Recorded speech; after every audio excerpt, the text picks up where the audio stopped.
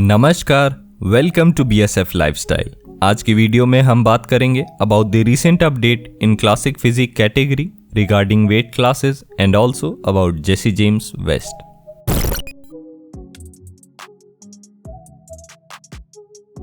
यहाँ Tyler Manion, जो कि जिम मैनियन के बेटे और IFBB एंड NPC के वाइस प्रेसिडेंट भी हैं, यहाँ बता रहे हैं about the new classic physique weights. IFBB ने पाया कि जो करंट वेट टू हाइट का रेशियो है वो लंबे हाइट के बॉडी बिल्डर्स को ज़्यादा वेट अलाउ कर रहा है as compare to shorter height body builders on stage.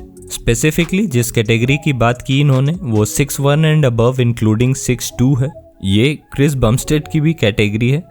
इसी गैप को लेवल करने के लिए इन्होंने from 2 up to 10 pounds weight cap बढ़ाया है अकॉर्डिंग टू हाइट। मैंने पहले वाले एंड करंट दोनों ही लिस्ट के डिफरेंसेस को हाईलाइट कर दिया है। तो जैसा कि दिख रहा है, अप टू 6'2" वालों का वेट कैप 240 पाउंड से सिर्फ 242 पाउंड्स हुआ और अप टू 5'8" वालों का 192 पाउंड से 197 पाउंड्स, यानी 5 पाउंड्स की increment. This change was effective immediately, already ये लास्ट वीक से ऑन है। This will definitely make Olympia more interesting because up until now Chris Bumstead was in a league of his own. He seemed untouchable, but अब नए weights के हिसाब से उनके competitors जैसे कि रफ डीजल या Ramon Dino will come in bigger than last time. Winning margins will be narrower than last time too. और शायद Breon Ansley, the former classic physique Olympia champion, भी वापस आ जाएं बिकॉज उनके जाने का कारण यही था द इरेगुलर वेट कैप। पहले वाले वेट कैप के हिसाब से ही believed he couldn't reach his true potential. दूसरा पॉइंट या दूसरा रूल अभी टायलर ये बता रहे थे, हालांकि ये अभी पास नहीं हुआ है बट जल्दी ही होगा, क्योंकि काफ़ी बार अपने एडवांटेज के हिसाब से एथलीट्स थोड़ा हाइट को लेकर चीट कर लेते हैं एंड ऑल्सो बल्क या प्रेप के टाइम पे due to different reasons height थोड़ी डिफर कर ही जाती है।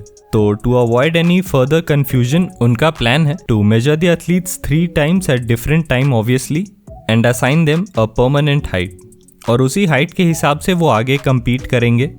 और एमेच्योर्स के लिए इसी हाइट के हिसाब से प्रो से 10 पाउंड्स लाइटर है उनका वेट कैप, यानी 5'8" वाले एमेच्योर्स के लिए it will be 187 pounds and 6'2" वालों के लिए 232 pounds and accordingly.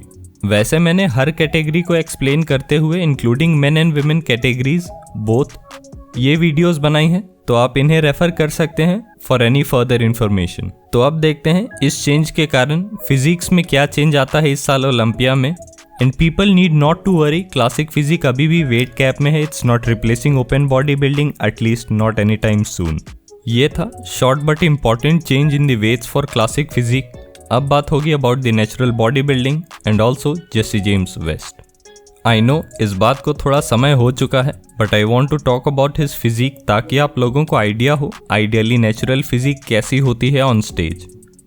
First of all, huge congrats to Jesse James West. He brings in a ton of entertainment and attention with good content. Recently, he competed in Summer Shredding Community Bodybuilding Show, a natural competition. He competed in men's physique and classic physique. He won his class in classic physique, but lost in overall because he was out-muscled. In men's physique, he was second in his class. Him competing as a natural athlete brings positive light towards natural bodybuilding. It's not entirely hopeless. Me being a natural bodybuilder myself, I will admit it gives boost and motivation both. To strive harder as a natural bodybuilder and in the words of Jesse James West, to stay relentless. About his physique, I firmly believe he should have won men's physique as well because the guy ends up wearing Jesse is clearly bigger and better shredded than him. Sorry, I meant no disrespect, but it is what it is. In my opinion, Jesse should have won, but not according to the judges. In classic physique, he was a clear winner in his class, beating everyone with conditioning. All in all, it was good to see him compete. That's his YouTube channel. Go check him out. And also, if you like this video, do check out my other videos and then subscribe. And as always, until my next video, peace out.